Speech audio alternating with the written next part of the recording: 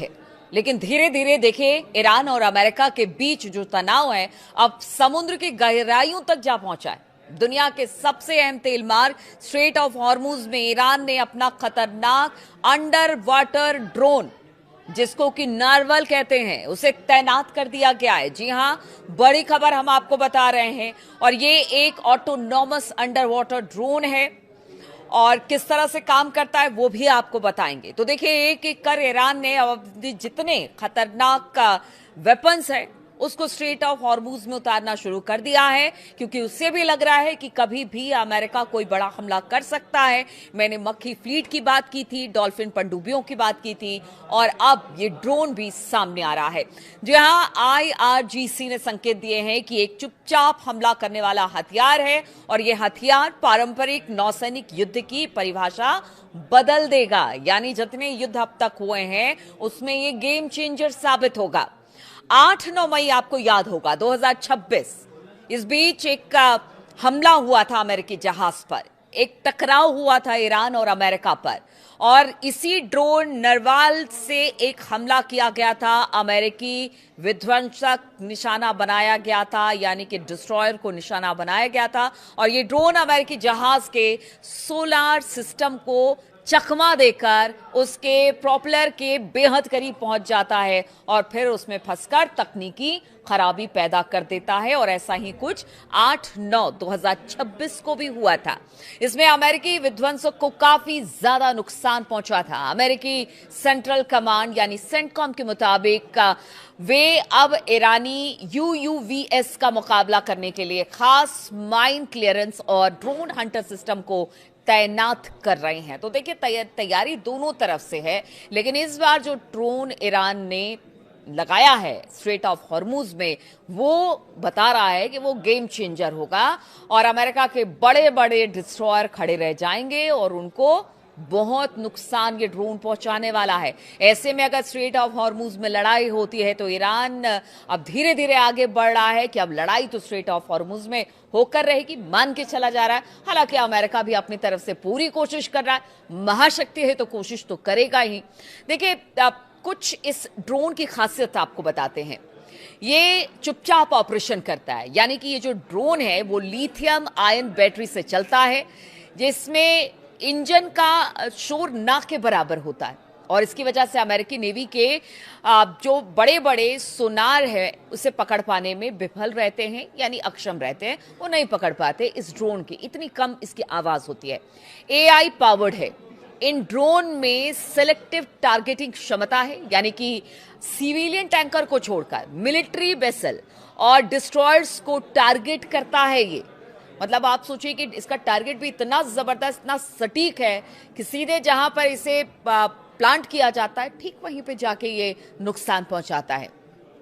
रूस और चीन दोनों की तकनीक का ये कॉम्बो बताया जा रहा है और इसका स्टेल्थ तकनीक और नेविगेशन सिस्टम, रूसी और चीनी इंजीनियरिंग की झलक देखने को मिलती है। देखिए इसकी झलक तो अगर रूसी नेविगेशन की बात की जाए तो जितने बड़े हमले हुए अमेरिका के अलग अलग सैन्य ठिकानों पर, वहां पर इसी नेविगेशन ने काम किया। अब समझिए कि कितना सटीक है इसका नेविगेशन कि जहां पर टारगेट इस ड्रोन को लेकर फिक्स किया जाएगा वो टारगेट खत्म हो जाएगा, उससे भारी नुकसान दुश्मनों को होगा।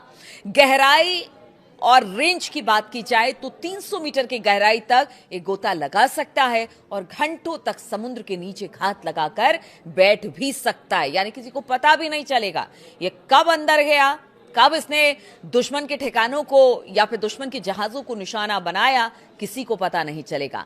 स्वार्म अटैक, ईरान की योजना खास के साथ साथ 50 से अधिक ऐसे ड्रोन तैनात करने की है।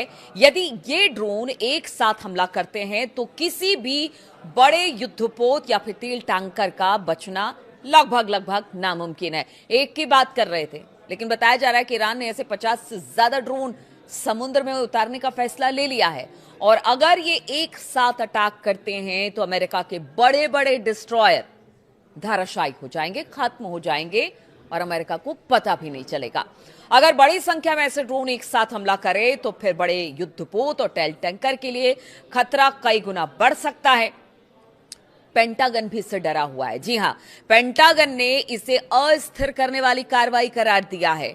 जब उन्हें पता चला कि ईरान इस तरह के ड्रोन को स्ट्रेट ऑफ हॉर्मुज में उतार रहा है, तो उन्होंने कहा कि वहां पर अस्थिरता पैदा करने की कोशिश ईरान कर रहा है, लेकिन ईरान तो कह रहा है कि बातचीत आप नहीं कर रहे हैं, खुल के युद्ध ही कर लीजिए। अगर युद्ध करने की बात हो रही है, तैयारियों की बात हो रही है, तो पेंटागन की तरफ से कहा जा रहा है कि वहां पर हालात को अस्थिर करने का प्रयास किया जा रहा है। तो आखिर ईरान करे क्या? अमेरिकी नौसेना ने इस क्षेत्र में अपने अंडर वाटर सर्विलांस को और ज्यादा बढ़ा दिया है और जवाबी कार्रवाई के लिए घातक रिमोट कंट्रोल सबमरीन तैनात किए हैं।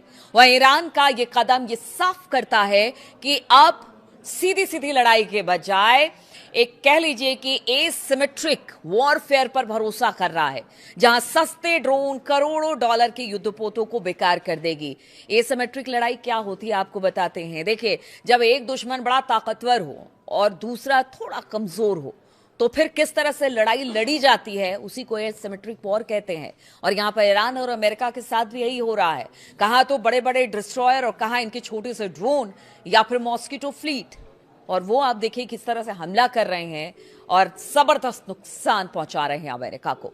तो आने वाले दिन हॉर्मुज की सुरक्षा के लिहाज से काफी संवेदनशील होने वाले हैं, और ऐसे में अगर एक एक करके हॉर्मुज को सेंटर बनाकर अमेरिका भी अगर यहां पर कुछ भी ऐसा करता है, तो फिर ईरान भी उसके लिए तैयार है। धीरे धीरे करके वो अपने बेड़े में एक के बाद एक, हॉर्मुज में अगर लड़ाई होती है तो उसके लिए उसने पूरी तैयारी कर ली है। हालांकि बताया यह भी जा रहा है, खबर यह भी मतलब निकलकर सामने आई है कि 40 देश जिस तरह से हॉर्मुज से तेल टैंकर नहीं निकल पा रहे हैं, वैसे में बहुत सारे देश ऐसे हैं जिनको इसका खामियाजा भुगतना पड़ रहा है। महंगाई अपने पूरे चरम पर है, हर एक देश ने अलर्ट जारी कर दिया है महंगाई को लेकर। अब ऐसे में 40 देश बताया जा रहा है कि हॉर्मुज की तरफ आगे बढ़ रहे हैं। ऑस्ट्रेलिया ने तो अपना एक डिस्ट्रॉयर देने की बात की है ईरान से लड़ने के लिए, ताकि हॉर्मुज को खुलवाया जा सके।